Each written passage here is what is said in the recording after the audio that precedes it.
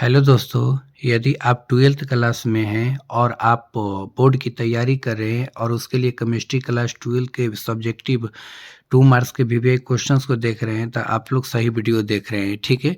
तो देखिए, इस वीडियो में हम आप लोग का जो बिलियन चैप्टर्स है, जिसको हम लोग सॉल्यूशंस भी बोलते हैं, उसके इम्पोर्टेंट 2 मार्क्स के क्वेश्चंस को बताने वाले हैं, ठीक है? इसमें सिर्फ 5 क्वेश्चंस को ही आप लोग को बताएँगे और अगले वीडियो में काफ़ी सारे इसी से रिलेटेड क्वेश्चंस हम बताएँगे, जो कि केवल सॉल्यूशन चैप्टर्स के ही होने वाले हैं। तो चलिए, आप लोग ना इन सारे क्वेश्चनों को अच्छे से समझिए, इसमें काफ़ी इम्पोर्टेंट क्वेश्चंस को हम लोग समझने वाले हैं, ठीक है? तो देखिए, पहला क्वेश्चन जो है वो कह रहा है, बिलियन या दियंगी बिलियन क्या है? देखिए, कभी-कभी पूछता है कि बिलियन क्या है या पूछता है कि दियंगी बिलियन क्या है, ठीक है? जिसको हम लोग बाइनरी सॉल्यूशंस भी बोलते हैं। तो देखिए, इसको सबसे पहले आंसर लिखेंगे तो हेडिंग डाल देंगे दियंगी बिलियन का और इसका डेफिनिशंस बोलेंगे, वैसा बिलियन जो सिर्फ 2 अवयव विलय और विलायक से मिलकर बने होते हैं, ठीक है? देखिए, द्विअंगी विलयन जो होता है ये सिर्फ 2 अवयव से मिलकर बने होते हैं, ठीक है? एक विलय और दूसरा क्या? विलायक से मिलकर बने होते हैं, उससे द्विअंगी विलयन कहते हैं, ठीक है?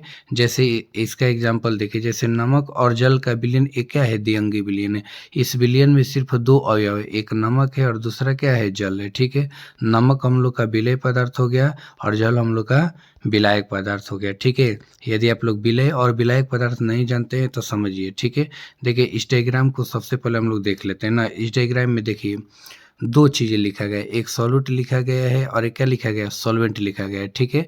तो यहाँ पर जो रेड कलर के हैं वो सॉल्यूट है, जिसको हम लोग विलेय कहते हैं, ठीक है? विलेय कहते हैं। और जो ये पूरी तरह से ये जो हम लोग का है ये सॉल्वेंट है और इसको हम लोग क्या कहते हैं? विलायक कहते हैं, ठीक है? जो आसमानी कलर में है, ठीक है? तो देखिए, ये विलायक में जल हो गया और ये विलय में क्या हो गया? हम लोग का नमक हो गया, ठीक है? तो देखिए, जो पदार्थ घुल जाता है, ठीक है? या फिर विलयन में जिस पदार्थ की मात्रा कम होती है उससे क्या कहते हैं? हम लोग विलय कहते हैं, ठीक है? यानी समझिए, जो घुल जाता है या फिर विलयन में जिस पदार्थ की मात्रा वो कम होती है उससे क्या कहते हैं? विलय कहते हैं। और जो घुला देता है या फिर विलयन में जिस पदार्थ की मात्रा ज़्यादा होती है उसे क्या कहते हैं? विलायक कहते हैं, ठीक है? और इन दोनों का जो समांगी मिश्रण होता है, ठीक है? उसी को हम लोग क्या कहते हैं? विलयन कहते हैं, ठीक है? तो यहाँ पर आप ऐसे भी लिख सकते हो, ऐसा विलयन जो सिर्फ 2 अवयव विलय और विलायक से ही मिलकर क्या होते हैं? बने होते हैं, उसे क्या कहते हैं? द्विअंगी विलयन कहते हैं, ठीक है? तो इसको आप लोग ध्यान रखिएगा ना।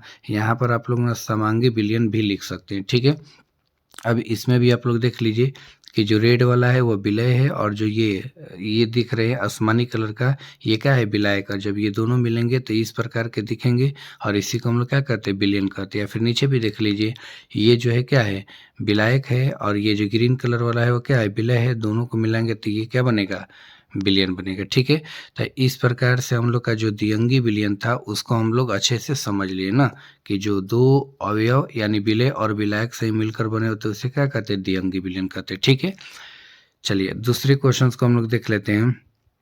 देखिए, दूसरा क्वेश्चन कह रहा है कि किसी घोल के मोलरता एवं मोललता में अंतर को समझाए, ठीक है? या फिर ना मोलरता एवं मोलरता में जो अंतर है उसको लिखे। तो देखिए, सबसे पहले अंतर को हम लोग ना एक हेडिंग देते हैं आंसर करके, किसी घोल के मोलरता एवं मोललता में क्या है? निम्नलिखित अंतर है, ठीक है? निम्नलिखित में 2 को लिखिए या फिर 3 को लिखिए, आप लोग लिख सकते हैं। तो देखिए, सबसे पहले एक और डालेंगे मोलरता और एक और डालेंगे क्या? मोललता, ठीक है? और यहाँ पर बीच में दोनों ओर से क्या करेंगे? डिवाइड कर देंगे, ठीक है? अब एक साइड मोलरता को बोलेंगे। देखिए, मोलरता की इकाई यानी मात्रा क्या होती है? मोल पर लीटर होती है, ठीक है? और मोललता की इकाई यानी मात्रा क्या होती है? मोल पर केजी होती है, ठीक है? ये दोनों के दोनों सांद्रता टर्म है, जिसको आप लोग लिख सकते हैं। ये इंपॉर्टेंट क्वेश्चन है। दूसरा है कि यह ताप पर क्या करता है? निर्भर करता है और यह ताप पर निर्भर नहीं करता है, ठीक है? क्योंकि देखिए, इसके जब हम लोग बात करते हैं तो इसमें आयतन आता है, इसलिए ये ताप पर निर्भर करता है, और इसमें आयतन नहीं आता, इसलिए ये ताप पर निर्भर नहीं करता है, ठीक है? अब देखिए, तीसरा भी हम लोग लिख सकते हैं, मोलारता क्या होता है? विलय के मोल बटा में विलयन के क्या आता है? आयतन होता है, ये सूत्र है, ठीक है? जबकि मोललता के क्या होता है? विलय के मोल बटा में क्या होता है? विलायक का द्रव्यमान होता है, ठीक है?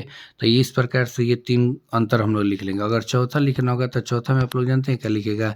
इसे बड़ा एम यानी कैपिटल एम से सूचित करते हैं, ठीक है? और इसे चौथा में क्या लिखेगा? इसे स्मॉल एम से क्या करते हैं? सूचित करते हैं। तो ये 4 अंतर भी आप लोग लिख सकते हैं, लेकिन बोर्ड में यही 3 लिखिएगा ना, जो कि ध्यान इस पर बहुत ज़्यादा रहता है लोगों लोगों को, ठीक है। तो इस प्रकार से घोल की मोलारता एवं मोललता में अंतर हम लोग समझ लिए, ठीक है।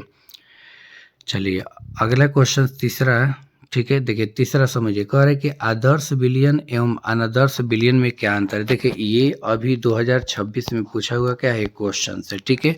2026 में पूछा जाने वाला ये क्वेश्चन है सब्जेक्टिव का, और ये पूछ रहा है कि आदर्श विलयन और अनादर्श विलयन में क्या अंतर है। तो देखिए हम लोग इसके आंसर को लिखेंगे, आदर्श विलयन और अनादर्श विलयन में निम्नलिखित अंतर है, ठीक है। तो क्या है, तो देखिए सबसे पहले एक और आदर्श विलयन डालेंगे और एक और क्या करेंगे, अनादर्श विलयन डालेंगे, ठीक है। फिर यहाँ पर इसको क्या करेंगे, डिवाइड करेंगे। अब समझिए, देखिए आदर्श विलयन जो होता है क्या होता है, ये राउल्ट के नियम का पालन करता है, और अनादर्श विलयन ये राउल्ट के नियम का पालन नहीं करता है, ठीक है। और राउल्ट का नियम का मतलब PA, ठीक है, बराबर क्या होता है, P0 होता है एक से, ठीक है। चलिए इसको हम समझाते थे। देखिए PA जो है ना, ये वाष्प दाब है, क्या है, वाष्प दाब है। और P0 जो होता है शुद्ध विलायक का वाष्प दाब होता है, ठीक है। और एक से जो होता है वो क्या होता है, मूल प्रभाज या मूल अंश होता है, ठीक है। तो जब ये दोनों, ध्यान दीजिएगा ना, शुद्ध विलायक और मूल प्रभाज के गुणनफल के क्या होता है, बराबर होता है वाष्प दाब, तो ये क्या होता है, राउल्ट का नियम का पालन करते हैं। और नॉट इक्वल टू में रहेगा तो ये राउल्ट के नियम का पालन नहीं करेगा, जैसा कि आप लोग यहाँ पर देख रहे हैं, ठीक है। PA not equal to PA0 into क्या है, एक से, तो ये राउल्ट के नियम का पालन नहीं कर रहा है, और ये राउल्ट का नियम का पालन करता है। तो जो करता है वह आदर्श विलयन, जो नहीं करता वह अनादर्श विलयन, ठीक है। अब इसमें देखिए दूसरा है, इसके आयतन में कोई परिवर्तन नहीं होता है, और इसके आयतन में परिवर्तन होता है, ठीक है। तो देखिए जब आयतन में परिवर्तन होता है तो इसको delta V mixing equal to क्या लिखते हैं, 0 लिखते हैं, ठीक है। और यहाँ पर लिखेंगे delta V mixing not equal to 0, यानी इसका जो आयतन होता है, इसके आयतन में कोई परिवर्तन नहीं होता ना, ना ही उसका आयतन घटता है और ना ही बढ़ता है, ठीक है। लेकिन इसमें ऐसा नहीं होता है ना, इसमें घट भी सकता है और क्या हो सकता है, बढ़ भी सकता है। तो इसीलिए नॉट इक्वल टू 0 है, और ये क्या है, इक्वल टू 0 है, ठीक है। इसी प्रकार से देखिए इसके ऊर्जा में कोई परिवर्तन नहीं होता है ना, जैसा इसके आयतन में नहीं परिवर्तन होता उसी तरह से इसके ऊर्जा में भी परिवर्तन नहीं होता, इसलिए इसको लिखेंगे delta H mixing equal to 0, और जबकि इसके ऊर्जा में क्या होता है, परिवर्तन होता है, ठीक है। और इसको हम लिखेंगे delta H mixing not equal to 0, ठीक है। तो देखिए ये जो हम लोग का तीन अंतर है, ये आदर्श एवं अनादर्श विलयन क्या है, अंतर को दर्शाते हैं, ठीक है। तो इसको आप लोग एकदम अच्छे से लिख लीजिएगा, VVI है ये, 2026 में पूछा हुआ क्या है क्वेश्चन है ना। चलिए अब अगला क्वेश्चन चलते हैं, चौथा। देखिए चौथा कह रहे कि मूल प्रभाज या मूल अंश की व्याख्या करें ना, बहुत ही इंपॉर्टेंट क्वेश्चन सी भी है, ये भी बोर्ड में कई बार पूछा है। तो सबसे पहले क्या करेंगे, मूल प्रभाज या मूल अंश का टॉपिक डाल देंगे, ठीक है। अब इसको पढ़िए, देखिए कह रहे किसी विलयन में उपस्थित अवयव, यानी विलय या विलायक हो सकते हैं अवयव ना, अवयव के मूल और विलयन के कुल मूलों की संख्या के अनुपात को ही क्या कहते हैं, मूल प्रभाज कहते हैं ना। देखिए यहाँ पर क्या कह रहा है कि जो विलयन है उसके में उपस्थित जो अवयव के मूल होंगे और विलयन के कुल मूलों की संख्या के अनुपात को ही क्या कहेंगे, मूल प्रभाज कहेंगे। जैसे यहाँ पर समझिए, मूल अंश बराबर क्या होगा, अवयव के मूल बटा में विलयन के मूल के अनुपात को ही क्या कहते हैं, मूल अंश या मूल प्रभाज। तो ये सूत्र हो गया। अब देखिए मूल अंश को डिनोट करते हैं x से, ठीक है। अगर विलय का मूल अंश निकालना होगा तो देखिए लिखेंगे छोटा n बटा में छोटा n प्लस बड़ा n। अब देखिए छोटा n जो है वो क्या है, विलय का मूल है, और छोटा n प्लस बड़ा n क्या है, विलयन का मूल है, ठीक है। जिसमें ये विलय का मूल है और ये क्या है, विलय का है, और विलय और विलायक मिलकर क्या बनाते हैं, विलयन बनाते हैं ना। अगर विलय का मूल अंश पूछेगा तो ऊपर क्या रखेंगे, बड़ा n, और नीचे विलयन के मूल रखेंगे छोटा n प्लस बड़ा n, ठीक है। तो इस प्रकार से हम लोग का ये जो क्वेश्चन है वो बिल्कुल 100% क्या हो जाती है, प्योर हो जाती है, ठीक है। ये सूत्र लिख देने पर दोनों का, तो आप लोग इसको याद रखिएगा ना। मूल प्रभाज का सूत्र, किसी विलयन में उपस्थित अवयव के मूल यानी विलय या विलय के मूल और विलयन के कुल मूलों की संख्या के अनुपात को ही क्या कहते हैं, मूल प्रभाज कहते हैं, ठीक है। अगला क्वेश्चन हम लोग का 5 है, तनु घोल के अणुसंघ के गुणधर्मों को लिखे और विभिन्न प्रकार के अणुसंघ गुणधर्मों को भी लिखे। देखिए कह रहे हैं कि तनु घोल का अणुसंघ के गुणधर्म क्या होता है उसको लिखना है ना, और ये कितने प्रकार के होते हैं उनको भी लिखना है, ठीक है। तो देखिए सबसे पहले हम लोग इसको देख लेते हैं ना।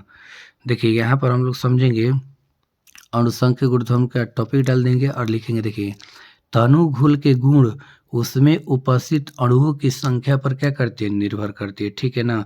जिसे हम लोग क्या कहते हैं, अणु संख्या गुणधर्म कहते हैं। देखिए अणु संख्या का मतलब अणुओं की संख्या ना कि उसके आकार पर डिपेंड करेगा और ना ही उसके प्रकृति पर डिपेंड करेगा, ठीक है, कि वो छोटा है कि बड़ा है कि क्या है, इन सारे चीज़ों पर डिपेंड नहीं करेगा, ठीक है। अणु संख्या गुणधर्म सिर्फ क्या करता है, विलय पदार्थ के अणुओं की संख्या पर ही क्या करता है, निर्भर करता है ना। इसीलिए बोलते हैं कि तनुघोल के गुण उनमें उपस्थित अणुओं की संख्या पर क्या करता है, निर्भर करता है, जिसे क्या कहते हैं हम लोग, अणुसंख्य गुणधर्म, ठीक है, यानी कोलिगेटिव प्रॉपर्टी कहते हैं। और ये कितने प्रकार के होते हैं, तो 4 प्रकार के होते हैं, ठीक है।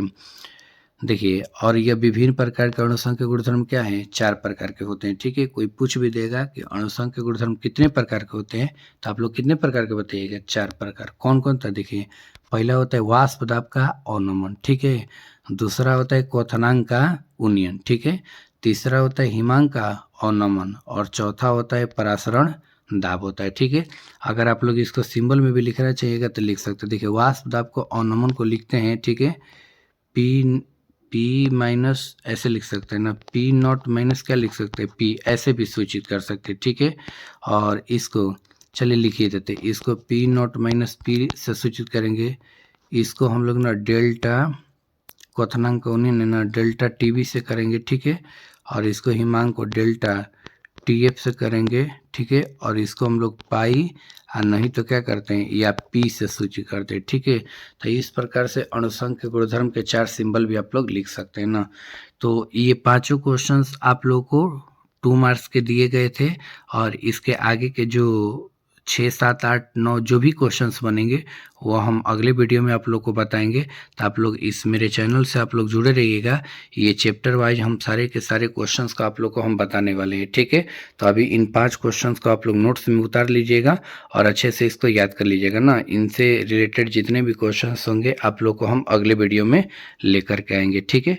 तो आई होप कि आप लोग को ये सारा का सारा चीज़ें समझ में आया होगा। यदि समझ में आया होगा तो आप लोग मेरे यूट्यूब चैनल को सब्सक्राइब कर दीजिएगा, लाइक कर दीजिएगा और मेरे चैनल से जुड़े रहिएगा, ठीक है। हम आप लोग को जितनी भी तैयारी होगी बिहार बोर्ड क्लास 12 के लिए इम्पोर्टेंट तौर पर वो सारी के सारे क्वेश्चंस के माध्यम से हम कराएंगे, ठीक है। तो चलिए आज के लिए इतना ही, थैंक्स।